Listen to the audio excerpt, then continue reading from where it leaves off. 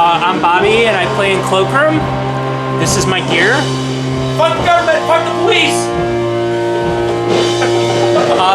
So I've been using this bass. It's a 1974 Gibson Ripper. I've had it for probably going on 10 years now. I always wanted one. I grew up listening to Nirvana, and Chris Novoselic always used one. So even before I knew anything about bass, when I was making decisions purely on like what looked cool or whatever, I wanted this bass. And I went through a lot of basses as I was learning to play. And then I think I got to the point where I was just like, I'm just gonna buy one of these basses no matter what what it takes. So I started going on Craigslist, and I found one in Washington D.C. and I convinced the guy to ship it to me because he wasn't asking very much for it. So I was like, I'll give you, a tiny sum to ship it to me. He ended up being an engineer, I believe, for Paul Reed Smith guitars. So it was in a really good home. It was in really good shape. It had all the original hardware on it. It was, like I said, it was in pretty good shape. It had a little bit of wear where it typically gets wear, but otherwise, the thing was fantastic, and I've never really had any problems with it. I've used it on all my recordings, and I primarily tour with it. It's just the best sounding bass. I love it because it has a more jazz style neck on it, and I don't have very big hands for a bass player, so it's really easy for me to play, and it has a very deep, rich, just chocolatey bass tone that I don't know, I haven't found a bass that sounds like it, so I always end up coming back to this one. So it works really well for Cloakroom because we do a lot of, we use a lot of guitar effects pedals, and I feel like Doyle sort of encompasses that mid-range and high range in our spectrum. So I like to hold it down and make it as bassy as possible, but it's still very punchy. The humbuckers are really punchy, so I get a nice definition out of it. No, I haven't made any mods, but some of it has. I just really need to fit some new screws in it. Obviously, the pick guard's missing a lot of screws, and there is a bridge cover, but the screws are stripped, and the little nameplate has come off. So it's just little manicure-y things that I need to fix on it. But I haven't really had to replace any of the tuning pegs, and I haven't had to have it refretted. The pickups are original, the knobs are original. Not that that matters really. The main thing I cared about was the neck feeling right, because I found that some of them, after they've been refretted, they don't play as well, And as long as the humbuckers are the tone, they're just that special signature Ripper sound. So I wanted to make sure they had that. And the bridge too, it's the original bridge, and I don't know, it's super easy to restring, and it's easy to set up, and it kind of stays in place. It doesn't really meander that much. So yeah, I usually use the both position one, and I select both of them, and everything's just opened up. It's the truest voice of the bass. I find that when you start to use the bridge pickup, it gets a little too mid-rangey, and I don't get that same depth that it has using both of them. And like I said, I like a really deep tone. So I even use a heavy gauge string. I try to at least do 115s, just the deepest bass tone possible, but still have a good amount of clarity. I usually make a game time decision at the store and just get the heaviest string possible. I like I said, I like anything. A 110 is the smallest I'll use. I try to get over that. I just bought a pack of 115s, and I'll put those on when we record our new album. These are 110s, I think, that are on here right now. So I just, like I said, I like a really heavy string, a nice deep tone.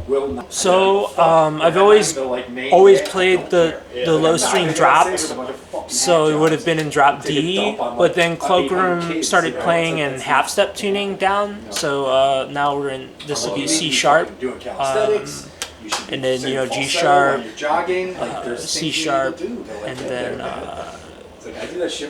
F sharp. So you play a half step down, or maybe half step down. Yeah. So yeah, this is an old Earth Sound Research head that was a bass head. We used it as a guitar head for a long time, but it doesn't really have any clarity. Like it just doesn't have, I don't think it has like all the capacitors in it.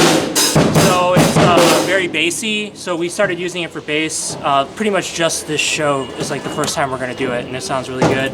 And I'm playing that out of Janus Cab's 4x12 bass cabinet. I started using 12-inch speakers for bass because I thought that 10-inch speakers were too like high and like mid-rangey, and I thought that 15-inch speakers were a little too muddy. So 12 is like, I get like a good amount of like bass response, but at the same time there's a good cut and you can hear things pretty well. So like I said, since it lacks those capacitors, we have the bass all the way down, and we're running full all the way dimed mid-range and treble, and then pushing. There's no gain channel. It's just like an overall master volume. So I really have to like push everything as much as possible to get like any clarity. Otherwise, it's just like a mud fest, and you can't really like tell what's going on. A lot of that comes from my pedal board too. I've got like some EQ pedals that help like kind of shape the tone a little bit more. But this is just like there's a lot of headroom, which is what I look for because I use like effects pedals, you know what I mean? So I'm just looking for like a lot of clean headroom, and this head has it, so that's why I've been using it. So yeah, I bought a TC Electronics Polytune when they were first making them, just because everyone had convinced me that they were better than the Boss ones. I guess it's true, you know, like it's been reliable, it always works. It's not like noisy or anything. I like that it has a chain out for power. That's kind of clever. So yeah, I've always stuck with that. I just started using this. I use it. It just kind of depends on like what the occasion is. Like for example, this show I'm using that Earth head that I was telling you is really bassy. So I use this a lot more for definition. So I'm pushing like the blend mode, and I'm pushing the treble, and I'm pushing like a gain and a presence to kind of get like a little bit more brightness without it becoming just straight up like punchy bass. Like I still want it to be warm, but I just want a little bit more clarity. But then, you know, I've used it simply for a DI live too, you know, like I guess it just sort of depends on the gig and what the gear set situation is, how we utilize this pedal. And then I use a Fuzz funeral pedal, which was made by a friend of mine in Arizona. It's basically, I had been using the Sanford and Sonny Bluebeard Fuzz for the longest time, and I really loved the way it sounded. And then mine broke, and I sent it to the guy that made it to fix it, and he never gave it back to me. So then I was always looking for that tone, and basically what it was a big muff, but it was modded with a bass boost, so you didn't lose all that low presence when you kicked it on. You know, it still was like a very like heavy, overdriven tone, or fuzzy tone I should say. So this is basically, my friend Logan made this based on the bass tone that I had on our record Further Out. He wanted to make it as close as possible to that, so I've just been using that really, you know. Like I said, it's essentially just a big muff. It has that same fuzz, but it has a lot more low end response, so it doesn't sound like a guitar. It really still sounds like a bass, you know. I started using the MXR 10-band EQ as like essentially like an overdrive versus a fuzz. So like a slight grit onto my already tone instead of it becoming like a whole new thing. Because we have a few songs where the bass tone is like leading the part, and it's supposed to be kind of like a lead bass. So I put this on, and I really, what I did was I just have a flat EQ response. I rolled back the volume, but I boosted the gain almost all the way, so it's like a really dirty tone without it being like a fuzz. It's an overdrive, you know what I mean? So I'm kind of cheating the system because I haven't found an overdrive really that does what I'm looking for. I find that they all tend to, like, the same problem with big muffs, they kind of take away too much low response, and it makes it to where it doesn't have that heaviness. And our band is dependent on that, you know, so I need to have that there. I really like this diddle looper. We don't utilize it that much during our songs, but a lot more in between songs. Like I'll grab like a last chorus and then hit, and then like I like to mess with the reverse and the half speed. It's kind of like this weird lingering sound between songs when we play live, you know.